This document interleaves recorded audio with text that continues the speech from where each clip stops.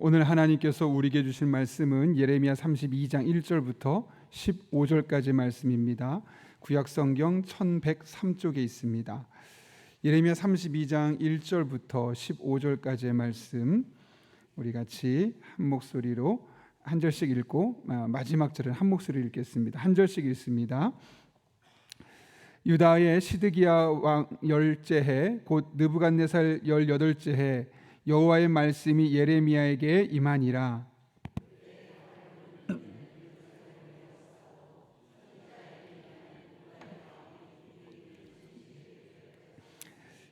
이는 그가 예언하기를 여호와의 말씀에 보라, 내가 이 성을 바벨론 왕의 손에 넘기리니 그가 차지할 것이며 유다 왕 시드기야는 갈대아인의 손에서 벗어나지 못하고 반드시 바벨론 왕의 손에 넘겨질 바 되리니 입이 입을 대하여 말하고 눈이 서로 볼 것이며 그가 시드기야를 바벨론으로 끌어가리니 시드기야는 내가 돌볼 때까지 거기에 있으리라. 여호와께서 이와 같이 말씀하시니라. 너희가 갈대인과 싸울지라도 승리하지 못하리라 하셨다 하였더니 유다 왕 시드기야가 이르되 내가 어찌하여 이같이 예언하였느뇨 하고 그를 가두었음이었더라.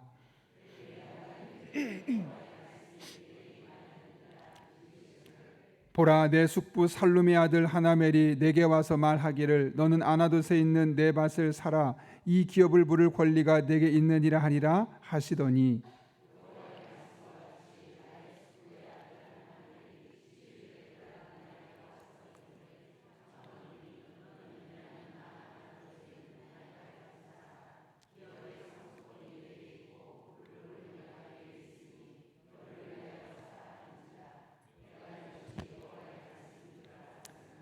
내 숙부의 아들 하나멜의 아나돗에 있는 밭을 사는데 은 17세겔을 달아 주되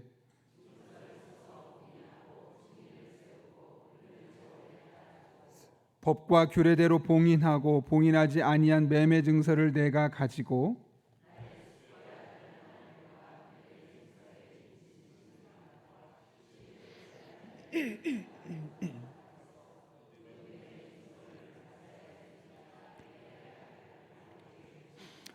그들의 앞에서 바룩에게 명령하여 이르되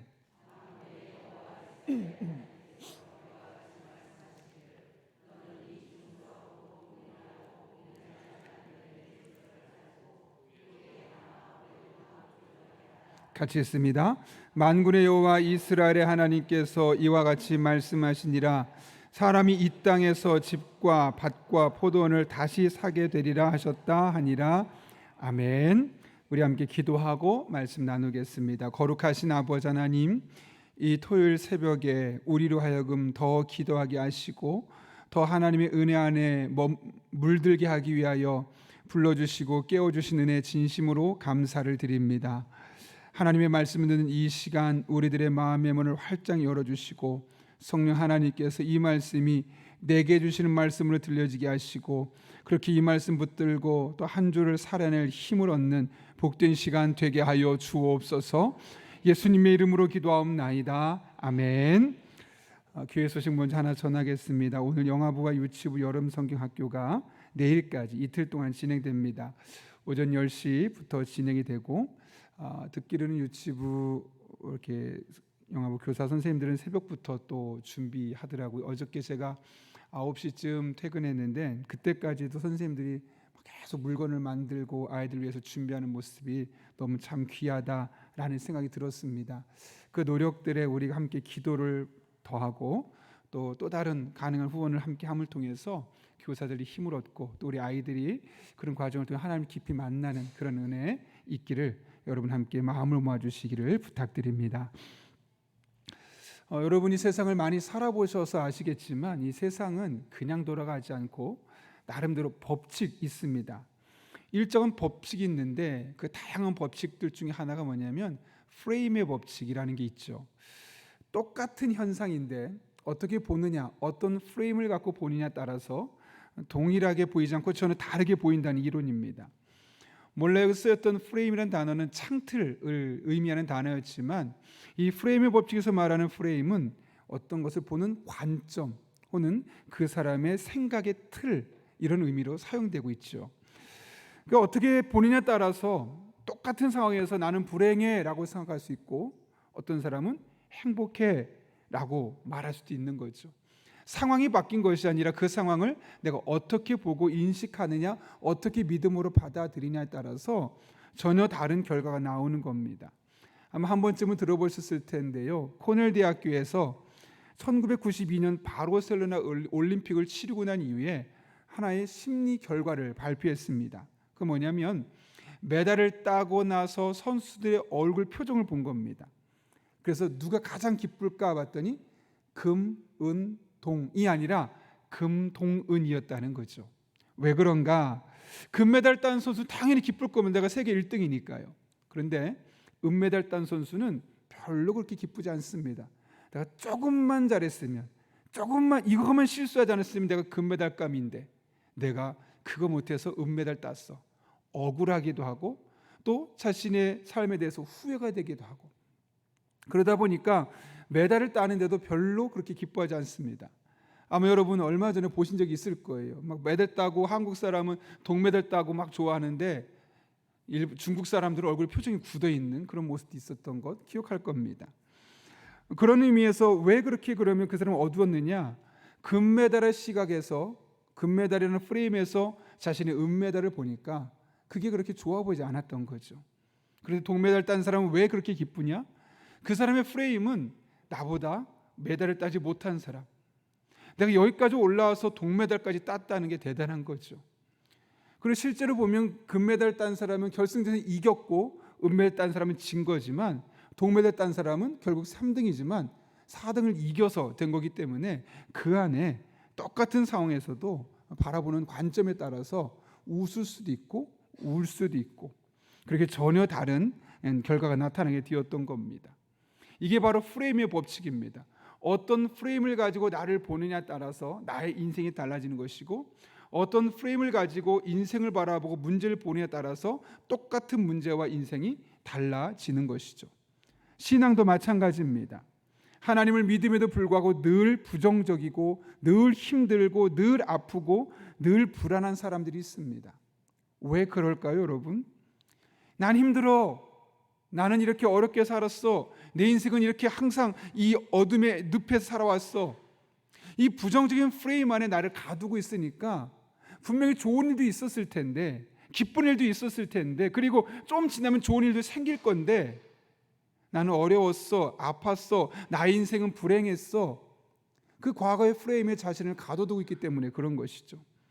반면에 누가 봐도 힘든데, 누가 봐도 문제투성이고 누가 봐도 불행해 보이는데 밝은 사람들이 있습니다. 물론 365일 밝은 건 아니겠죠. 밝게 반응하는 사람들이 있습니다. 왜 그럴까요, 여러분? 아픈 그 지금의 현실, 자신의 아픔을 보는 것이 아니라 하나님이 주실 은혜와 미래와 소망의 프레임으로 자신을 바라보니까 지금은 힘들지만 아프지만 오히려 그것을 밝게 이겨낼 수 있는 것이죠.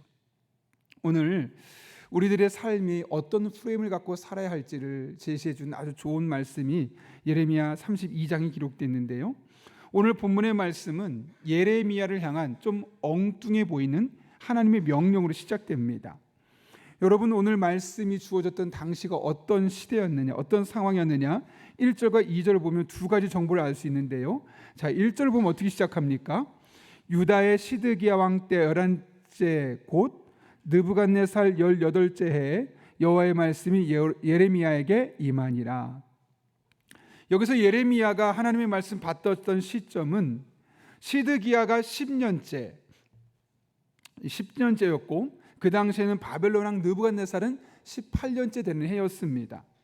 이때는 우리 역사를 보면 약 주전 BC 587년입니다. 그 당시 어떤 일이 있었냐면 바벨론이 유다를 정복하기 위해서 포로로 그 남유다를 포위했던 상황입니다. 그리고 실제로 그 다음에 586년에 남유다는 멸망하게 되죠. 바벨론에 의해서.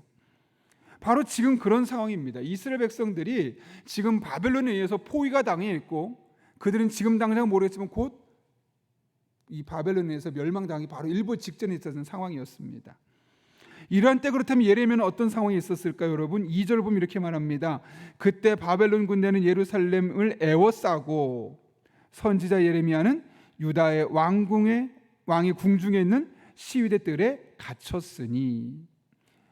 예레미야가 어떻게 됐다고요? 시위대 뜰에, 왕궁에 있는 뜰에 갇혀 있었다라고 말합니다. 왜 갇혀 있느냐? 3절부터 오늘 5절에 기록되어 있는 말씀 때문이죠. 당신 시드기야 왕은 바벨론에게 포로로 끌려갈 겁니다. 그리고 이제는 싸우면 싸울수록 질 수밖에 없습니다. 이런 절망적인 이야기를 하니까 시드기야 왕이 화가 나서 예레미야를 왕의 궁중에 있는 시위대 뜰에 가둔 그런 상태, 감옥에 투옥되어 있는 상태였었다는 것이죠. 이런 상황 속에서 하나님께서 예레미야에게 말씀하는 거예요. 어떤 말씀하셨습니까? 7절 말씀 보게 되면 숙부의 아들 하나멜이 와서 아나돗에 있는 땅을 사라고 할 것인데 그 땅을 사라라고 말씀하시죠. 자, 그런데 이에 대해서 예레미야가 어떻게 반응하느냐? 9절부터 12절 말씀 한번 천천히 읽어볼까요? 같이 읽습니다. 시작.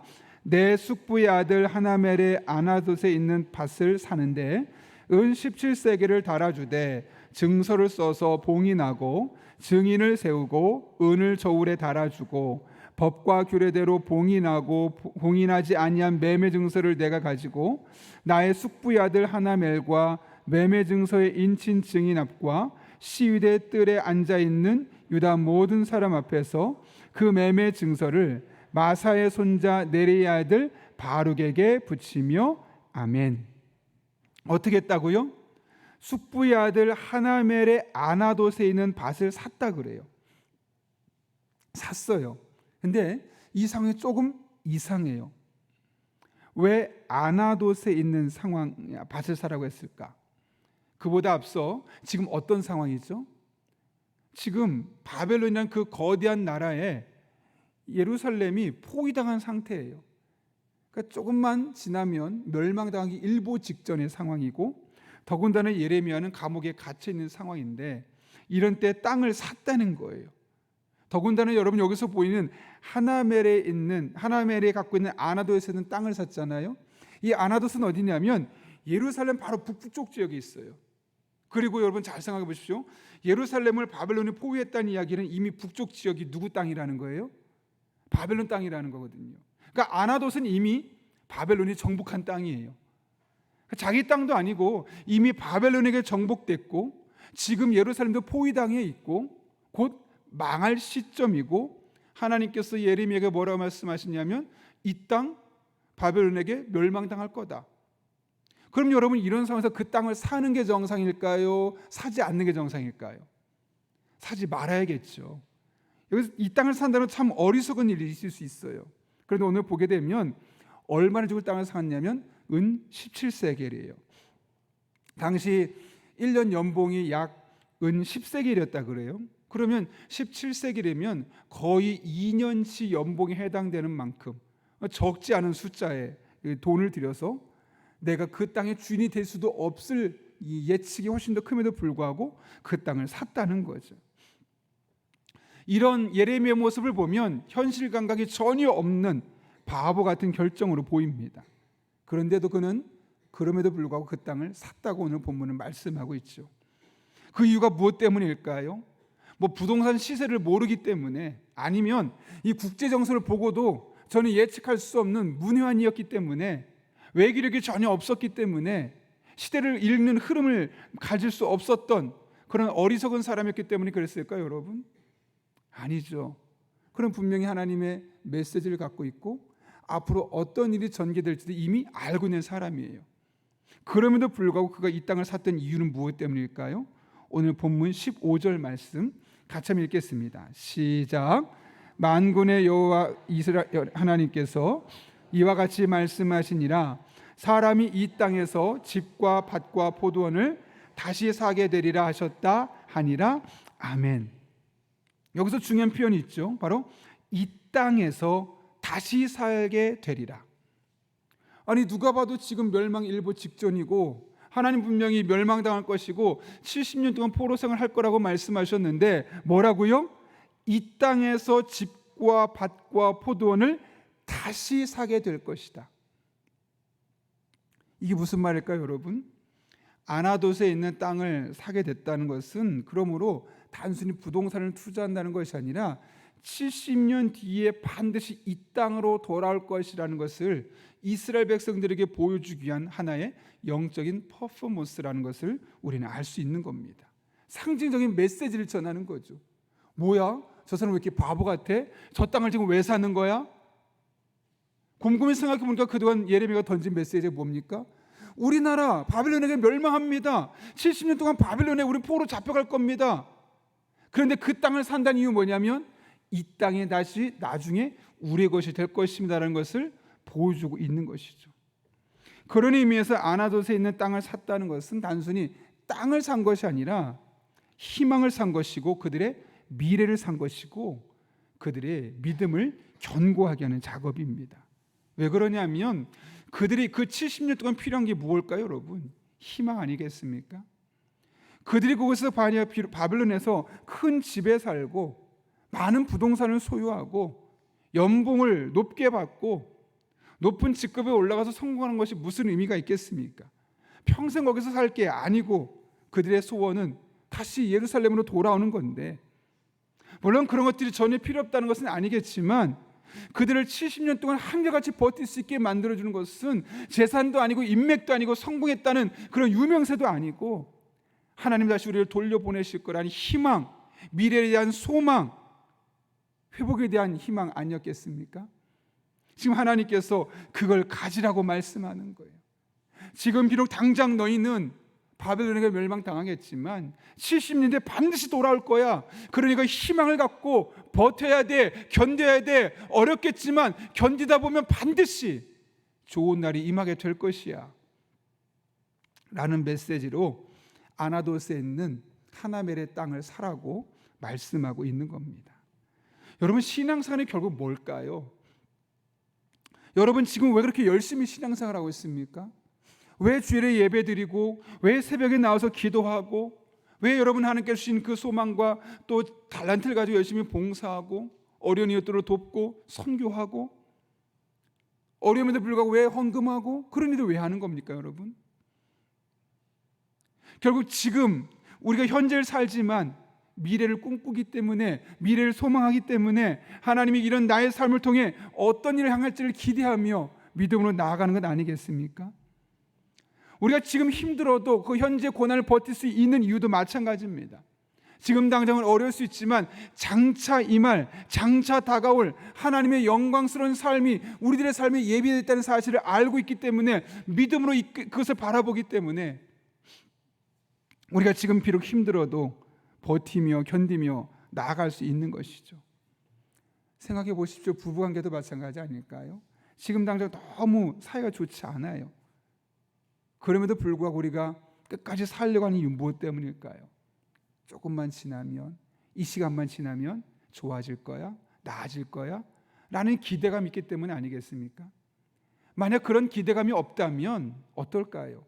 지금 당장 너무 힘들죠. 버틸 수 없을 겁니다. 기대감이 없기 때문에 많은 사람이 포기하고 갈라지고 헤어지는 거죠. 그러나 기대감이 있으면 지금 당장은 조금 힘들어 보일 수 있고 지금 당장은 깨어 보일 수 있어도 끝까지 버티고 견디다가 마침내 좋은 결과를 맞이할 수 있는 것과 같은 맥락입니다. 그런 의미에서 우리가 이 땅을 살아가며 필요한 것이 무엇이겠습니까? 희망 아닐까요? 미래에 대한 소망 아니겠습니까? 지금 비록 힘들지만 반드시 하나님께서 나와 함께 하시고 반드시 나를 도와주시고 반드시 나를 향한 하나님의 약속의 말씀들을 그대로 지킬 것이라는 그 믿음, 우리는 그런 의미에서 현재를 사는 것이 아니라 미래를 사는 것이고 그 미래를 살기 위해서는 하나님께 대한 믿음이 분명히 우리에게 필요할 수밖에 없는 것이죠. 여러분 잠언 23장 17절과 18절에 그 솔로몬의 말씀을 기억합니까? 이런 말씀 기록되어 있습니다. 내 마음으로 죄인의 형통을 부러워하지 말고 항상 여호와를 경외하라. 정령이 내 장래가 있겠고 내 소망이 끊어지지 아니하리라. 나는 믿음의 사람임에도 불구하고 내 지금 현재는 왜 이렇게 어려울까? 곤란할까? 힘들까? 예수 믿지 않는 사람은 편안하고 즐겁게 나름대로 떵떵거리며 살고 있는 것처럼 보이는데 나는 아끼고 나는 절제하고 나는 하나님을 열심히 믿으며 봉사하며 내 시간까지 투자하고 살고 있는데 왜 내 인생은 별로 나아지지 않는 걸까?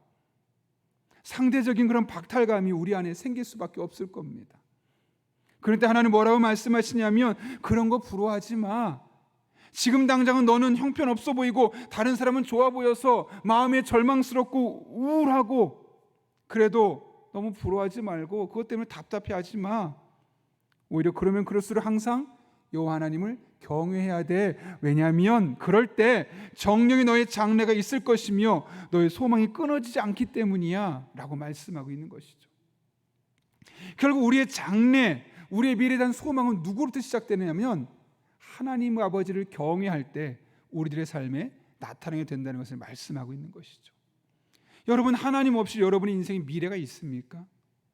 하나님이 없는데 여러분의 미래가 나아질 거란 보장이 있습니까? 만약 그런 소망이 있다면 그것은 허무맹랑한 것일 겁니다. 그런데 우리의 삶은, 내 능력은, 내가 가진 자산은, 내가 가진 역량은 모든 것에 못 미치는데 하나님이 계시다면, 하나님 정말 살아계시다면, 하나님 정말 내 편에 되어주시고 그분이 나의 인생의 소망이 되어주신다면 여러분 미래를 꿈꿀 수 있지 않겠습니까? 여러분의 가정이 나아질 수 있고, 여러분의 삶이 나아질 수 있고, 여러분의 연약한 몸도, 여러분의 지쳤던 마음도 회복될 수 있고, 결국 그 안에서 우리가 미래를 꿈꿀 수 있는 것이죠. 오래전에 사역했던 한 교회에서 이모 권사님이 계셨어요. 그분은 남편이 교회를 안 다니는데, 안 다닐 정도가 아니라 일을 안 하세요. 그렇다고 사람이 막 엄청 나쁘고 권사님을 괴롭히는 건 아닌데 그냥 일을 안 하세요. 그러니까 가정 경제를 책임을 전혀 지지를 않는 거예요. 그래서 권사님이 정말 힘겹게 이 일도 해보고 저 일도 해보고, 누가 봐도 참 불쌍하다, 가련하다라는 말이 나올 정도로 가정 형편이 그렇게 쉽지 않았죠. 그런 상황 속에서도 그 권사님을 보면 늘 웃어요. 그리고 늘 전도하러 다녀요. 누가 보면 이해가 안 되겠죠. 네 남편이 그런데 무슨 전도냐, 네가 지금. 네 남편이는 어떻게 좀 일이라도 시켜놓고 사람들 가서 부끄럽지 않을 때 전도해야지, 너 지금 뭐 하는 거냐. 막 그런 소리도 들었다 그래요. 그런데 권사님 너무 좋대요. 너무 행복하대요. 왜 그러느냐? 하나님을 믿으니까. 그 하나님, 지금 나는 너무 어렵고 누가 볼 때는 참 바보 같은 인생처럼 보인다고 말하겠지만 아니라는 거죠. 난 하나님을 끝까지 믿고 그 하나님 붙들고 살아가니 지금 당장은 어렵지만, 뭔가 손에 잡히는 것 없고 미래에 대한 소망이 너무나 흐려지고 있지만, 하나님을 생각하면 생각할수록, 그분을 붙들면 붙을수록 그냥 마음이 편안하고 기쁘고 즐겁다는 거예요. 그래서 이거를 전할 수밖에 없어서 그렇게 다니면서 복음을 전하고 예수 믿으라고 하면서 그렇게 웃으며 다닌다는 거죠. 누가 볼 때는 속도 없는 사람처럼 보일 수 있을 거예요. 그런데 그렇게 할 수 있는 건 딱 하나죠. 항상 여호와를 경외하며 그분만을 바라보고 그분만을 의지했더니 장래가 있는 거예요. 소망이 끊어지지 않는 것이죠. 여러분, 우리는 어떤 프레임을 갖고 사느냐에 따라서 우리 인생이 180도 달라질 수 있어요. 여러분의 삶이 어떠냐가 중요하지 않아요. 물론 그걸 무시하는 게 아니라 여러분은 힘들다는 거 알고 아프다는 거 알아요. 그런데 어떤 프레임으로 보느냐에 따라서 지금 너무 아플 수 있고, 어떤 프레임으로 보느냐에 따라서 그 아픔을 이겨낼 수도 있다는 거죠. 그런데 우리가 가져야 될 프레임은 무엇이겠습니까? 지금 당장은 힘들어 보일 수 있어도 우리의 미래에는 소망이 있다는 것. 내가 하나님만 붙들고 그분만 의지하며 그분만 경외하며 나아가면 우리의 소망이 끊어지지 않도록 붙들어 주시고, 반드시 하나님 우리의 삶에 개입하시고 그분의 은혜를 우리에게 허락해 주시겠다는 것. 그 프레임을 갖고, 미래에 대한 소망의 프레임을 갖고 살아간다면 여러분, 우리 인생이 얼마나 달라질까요? 그 프레임으로 여러분의 배우자를 보시고, 그 프레임으로 여러분의 가정 경제를 비춰보시고, 그 프레임으로 믿음이 없어 보이고 소망이 없어 보이는 여러분의 자녀를 바라보시고 그 프레임으로 우리 교회, 우리나라, 우리 민족을 바라보시면 어떻게 되겠습니까? 우리 입술이 어떻게 될까요? 지금은 너무 절망스럽겠지만 그 프레임으로 보는 순간 우리의 표정은 달라질 것이고 미래를 기대하는 우리의 마음과 믿음도 달라지게 될 것이고 끊어지지 않는 소망으로 더욱더 하나님을 붙들고 더욱더 하나님을 의지할 수밖에 없지 않겠습니까? 저도 여러분도 우리의 이 프레임을 다시 한번 견고하게 세우는 그런 복된 새벽의 시간이 될 수 있기를 바랍니다. 지금 아닙니다. 우리의 장차 소망을 주기 위한 하나님의 그 계획을 보고 오늘 본문의 말씀에서 70년 뒤에 이루어질 일들이지만 그 일을 미리 땅을 사는 일을 과정을 통해서 예레미야에게 또 그 메시지를 듣는 수많은 사람에게 이런 희망의 메시지를 주셨던 하나님의 말씀을 기억하며 우리 또한 그 미래에 대한 프레임을 갖고 우리의 삶을 바라보는 한 사람 한 사람 될 수 있기를 바랍니다. 정령이 여러분의 장래가 있을 것이며 여러분의 소망은 끊어지지 않을 것이고 그 길 끝에는 하나님의 도우심의 손길이 반드시 기다리고 있을 것입니다. 그런 은혜를 경험하는 저 여러분 될 수 있기를 예수님의 이름으로 축원합니다. 함께 기도하겠습니다. 거룩하신 아버지 하나님, 곧 바벨론에게 멸망당할 상황임에도 불구하고 70년 뒤에나 돌아올 것임에도 불구하고 아나돗에 있었던 하나멜의 땅을 사는 그 상징적인 행위를 통해서 미래에 대한 소망을 품는 것이 얼마나 중요한지를 깨닫게 하신 것 진심으로 감사를 드립니다. 우리 또한 지금 현실이라는 이 프레임으로 나의 삶을 들여다보지 않게 하시고 미래 나의 삶 가운데 함께 하실 하나님의 은혜를 기대하며 믿음의 눈으로 바라보며 지금을 바라볼 때 우리가 이 모든 것을 극복해내고 이겨내고 마침내 소망이 끊어지지 않는 가운데 하나님의 은혜를 경험하는 복된 성도님들 되게 하여 주옵소서. 예수님의 이름으로 기도하옵나이다. 아멘.